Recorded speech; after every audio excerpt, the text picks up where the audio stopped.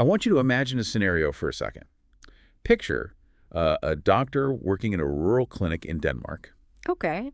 and then halfway across the world, you have a health minister reviewing national policy in Jordan, Right. and somewhere else entirely, maybe a medical researcher, is analyzing data in a lab in Japan. They are completely separated by geography, culture, spoken language, and, there's specific roles in the medical field. But they're all trying to figure out how to treat, track, or fund one very specific, highly nuanced medical condition. Which is incredibly common in global health. Exactly. So the question is, how do they know with absolute mathematical certainty that they're talking about the exact same thing? It sounds like the setup to a complicated riddle. But the answer isn't a shared spoken language like English or French. It's a code. It is arguably the most important code running quietly in the background of our modern world. Yeah. Without it, global health communication would essentially break down into a chaotic, very dangerous game of telephone. Where vital clinical details are just lost every time information crosses a border. Exactly. Welcome to today's Deep Dive. We're exploring a departmental update released by the World Health Organization on February 16, 2026. This is the official rollout of the newest version of the ICD-11. That's the International Classification of Diseases. The backbone of global health data. It really is. And I have to say, going into the source material, I was braced for a massive, thousands of pages long technical manual. I mean, it's the WHO, right? So you expect a phone book. Right. But the release itself is a mere 110 words. It's tiny. It's incredibly brief, yet it acts as the entire blueprint for the global health data ecosystem. It kind of blew my mind. Well, that brevity is a statement in itself, I think. What we are looking at in those 110 words is the declaration of a mature digital-first architecture. It's the framework that connects a single patient's point of care, that really fragile moment when a doctor enters a diagnosis into a tablet at the bedside. It connects that directly to massive, overarching global health intelligence. From the bedside to the global stage. Exactly. It is the invisible scaffolding of modern medicine, and every single sentence in that update carries enormous structural weight. So to really grasp the weight of that scaffolding, we have to look at the scale of the system. The 2026 release contains over 6.3 million searchable combinations. Yeah, 6.3 million. When you hear a number like that, your first instinct might be to think it's just bloated. Sure, overly bureaucratic. Yeah, just red tape. But thinking about how complex human biology is and the endless ways things can go wrong, a small code base just wouldn't cut it. That is the crucial distinction. Having 6.3 million combinations isn't about bureaucracy. It is about what the World Health Organization calls precise documentation and global comparability. Precision. Right. Think about what happens if the codebase only has, say, a few thousand broad categories. Doctors are forced to shove highly nuanced patient realities into generic drop-down menus. Which means the system is practically demanding the doctors lie. Or at least omit the truth. Yeah, omit the truth just to make the paperwork fit. Precisely the danger. Let's say a patient comes in with a fractured tibia. In an older or smaller system, the code might just be broken leg. Which tells you almost nothing. Exactly. But in the ICD-11 framework, a doctor uses a core code for the specific fracture of the tibia, and then they can add an extension code noting it was a compound fracture. Okay. And then another extension noting it happened in a bicycle accident. Right. And perhaps another noting it occurred on a rural road. So you are building a highly specific, multi-dimensional profile of the medical event by stacking these codes together. Like building blocks. That explains how you arrive at 6.3 million combinations. And that level of detail is vital, because when you lose the truth at the local clinic, you lose the truth on the global stage. You cannot have trusted reporting across different nations if the underlying documentation is vague. That makes total sense.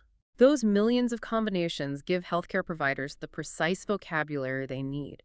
And because that exactness is standardized, our researcher in Japan, from your earlier example, can pull data from that clinic in Denmark and know without a shadow of a doubt that they are comparing apples to apples. Which actually brings up a huge logistical hurdle. Mm-hmm. You have 6.3 million combinations being used in hundreds of different countries. Translating medical terminology is notoriously difficult. Oh, it's a nightmare. Right, and a slight mistranslation can alter a diagnosis entirely. But the release notes that this framework, along with the ICF, the International Classification of Functioning, Disability, and Health, it supports 21 different languages natively. And that word natively is the key. Supporting those 21 languages natively within the digital framework means the alphanumeric code itself remains the absolute source of truth. It's not translating the words. Exactly. The system isn't relying on a human translator to interpret a French doctor's notes into Japanese. The French doctor selects the precise clinical meaning in their native language interface. The system assigns the universal code, and the Japanese researcher retrieves that same universal code. Displaying the exact same clinical meaning in their native language interface. Yes. The meaning doesn't get lost in translation because the code bypasses the spoken language entirely. It's essentially a universal translator.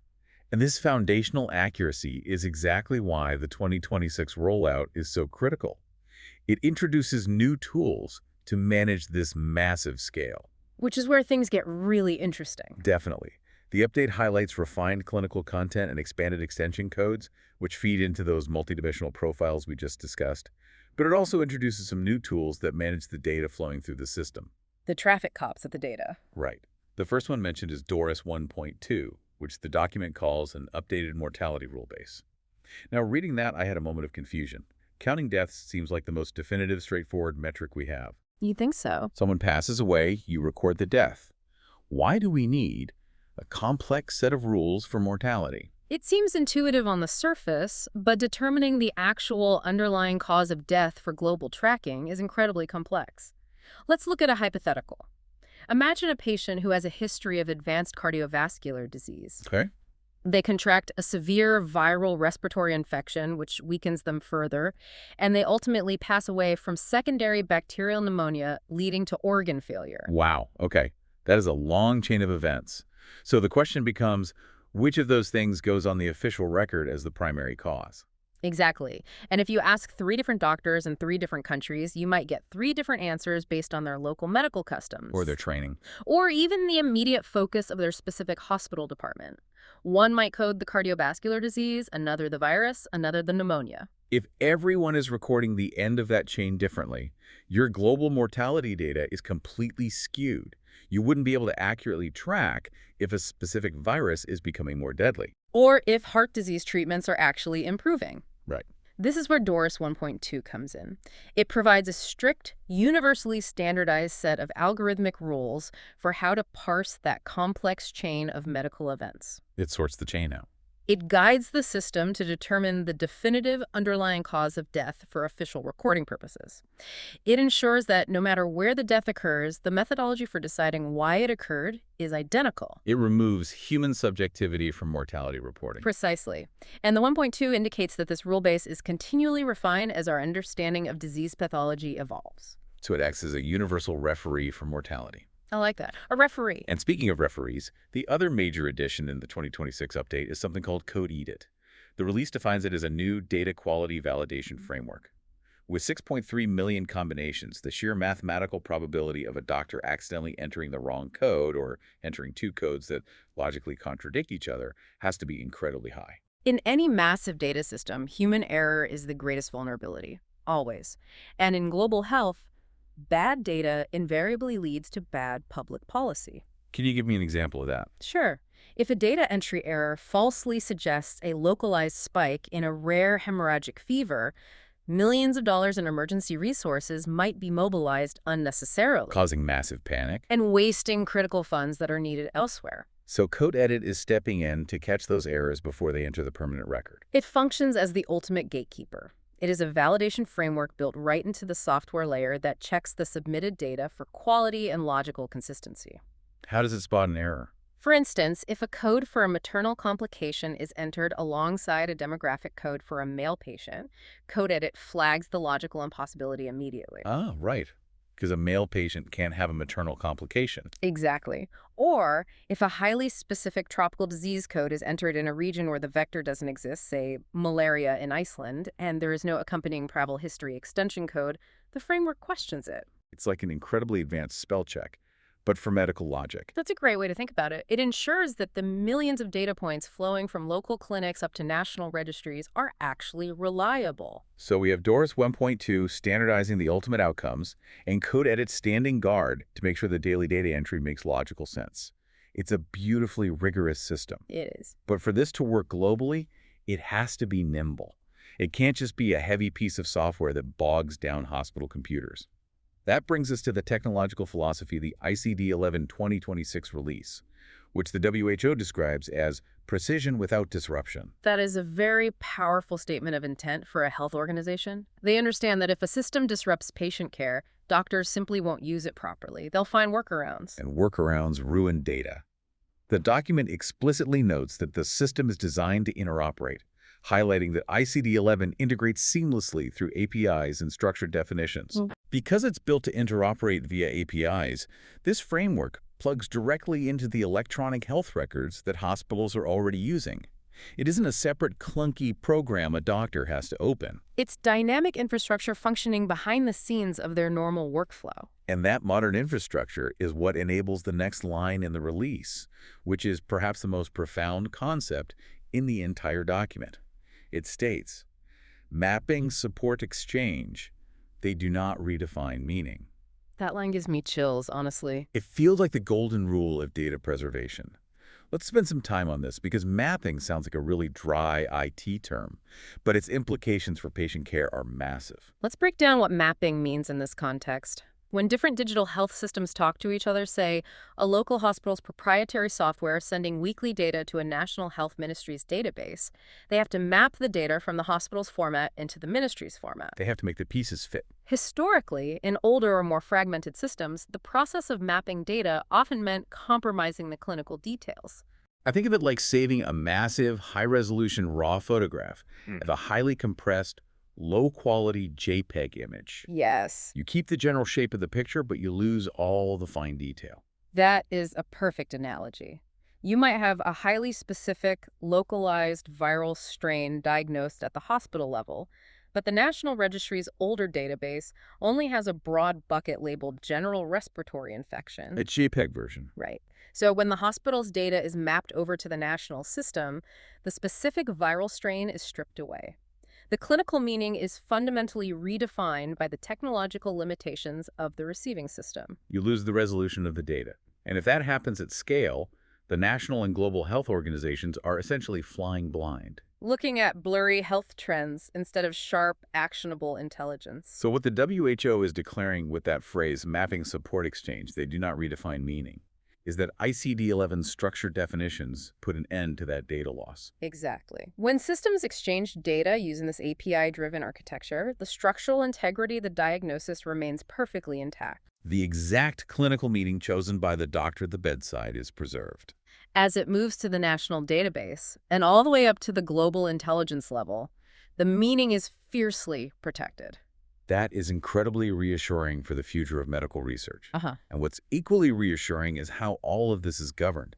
The release emphasizes two core values: free global access and stable governance. Those are non-negotiable for a system like this. Right. It's so important to recognize that this massive digital architecture, this 6.3 million code framework running the world's health data, isn't a proprietary piece of software owned by a tech giant. Someone looking to monetize our medical records. Exactly. It is a globally governed public good. And the phrase stable governance is particularly vital for developing nations. If a country in the global south is going to invest hundreds of millions of dollars to build their entire national health IT infrastructure around a specific framework, they need absolute certainty that the system is permanent. They can't afford a subscription model that suddenly triples in price. No. They need to know the rug isn't going to be pulled out from under them by a sudden shift in corporate strategy or a buyout or a massive jump in licensing fees. The WHO provides that stable, vendor-neutral bedrock. Okay, so we've covered the scale, the tools like Doris and Code Edit, the interoperable technology, and the governance. But let's ground all of this in reality, because it's easy to get lost in the abstraction of APIs and rule bases. It really is. But this is a living system that directly drives the headlines you see every single day. The WHO source notes the cadence of these releases. We had the 2023 release, the 2024 release, the 2025 update, and now February 16, 2026. It is an annual heartbeat of continuous improvement. Which simply reflects the fact that human health and medical science are constantly evolving. The code has to evolve right alongside it, or it becomes obsolete overnight. To show how this data pipeline actually works in the real world, let's look at two other news items that the WHO published in the exact same week as this ICD-11 update. The real-world proof. Yeah. On February 27, 2026, the WHO announced that Denmark had officially become the first country in the European Union to eliminate mother-to-child transmission of HIV and syphilis. A massive achievement. And then 2 days prior to that, on February 25, the WHO Director General was in Jordan to officially recognize their highly effective health system delivery and emergency relief efforts. When you read a massive historic headline like Denmark eliminates mother-to-child transmission, you have to ask yourself, how do we actually know that? Right. How does a sovereign government prove an elimination target to the international community? It isn't based on anecdotal evidence. And it certainly isn't based on an optimistic feeling from the health minister. You can't just hold a press conference and declare a disease eliminated. You have to prove it mathematically. You prove it using the meticulous, standardized data generated by the very codes we are discussing. Denmark's elimination status is the result of years of data flowing through systems utilizing these precise classifications. Every single interaction. Every maternal screening, every blood test, every neonatal outcome was coded, validated by frameworks similar to co-edit, and mapped without losing its meaning. The international community trusts the declaration because they trust the underlying data architecture. The numbers simply don't lie when they are governed this strictly. And the same logic applies to the news out of Jordan. When the WHO recognizes a country's health system delivery, they aren't just complementing the architecture of the hospitals. No, they are measuring wait times, treatment outcomes, emergency intervention success rates, and mortality trends. You can only evaluate the efficacy of a national health system if you have trusted, interoperable data to measure it against. The headlines we see celebrating global health victories are really just the final, visible result of millions of correctly entered ICD codes. The data is the foundation that makes the victory measurable. It brings absolute clarity to that final tagline from the update, from documentation to decision connected. That perfectly sums it up. The doctor in Denmark documents the maternal screening using an ICD-11 code. That documentation flows seamlessly up into the National Health Intelligence Network. From there, it becomes part of the pristine global data set, which ultimately empowers policymakers and health organizations to make massive, world-changing decisions. It is all deeply, fundamentally connected from the bedside to the global policy table. Every single code entered by a physician is a tiny structural brook in the edifice of global public health. And with the tools introduced in the 2026 release, they have ensured that those bricks are stronger, more precise, and more universally understood than ever before. Let's briefly recap the journey we've just taken. We started with a remarkably short 110-word departmental update. But by unpacking those words, we discovered a massive API-driven infrastructure featuring over 6.3 million searchable combinations that support 21 languages natively. We explored how tools like DORS 1.2 remove subjectivity from tracking mortality, and how Code Edit acts as a digital gatekeeper ensuring data quality. And we learned the golden rule that mapping data should never redefine its meaning, ensuring that a patient's true medical reality is preserved across international borders. And finally, we connected this invisible digital architecture to the real-world victories happening in places like Denmark and Jordan. It is the silent, ongoing engine driving health equity and scientific understanding around the entire world. But before we go, I want to leave you with a final provocative thought, something to mull over long after this deep dive ends. We've spent this time marveling at the sheer scale of a standardized, interoperable dataset of 6.3 million health combinations spanning the globe. It is an unprecedented ocean of pristine, structurally perfect human health data, constantly validated and updated. So what happens when advanced artificial intelligence and machine learning models are eventually turned loose on this data? That is a staggering prospect. When you structure the world's information perfectly, the potential for algorithmic discovery is almost limitless. If the data is truly standard across the entire globe, without the friction of mistranslation or meaning loss, could this very code base be the key to predicting the next global pandemic? Before we even know it's happening. Exactly. Could an AI, scanning millions of daily ICD-11 inputs from clinics around the world, spot the subtle, localized rise of a novel combination of symptoms? Say, a specific respiratory extension code clustering with a rare vascular extension code before the first human doctor even realizes there is a pattern. The tools we are building for precise documentation today might just be the early warning system that saves us tomorrow. It transforms a system of classification into a system of prediction. Thank you so much for joining us on this deep dive. We hope it gave you a new appreciation for the hidden systems of the universal codes that make our modern world work. Keep questioning the structures around you, keep learning, and we'll see you next time.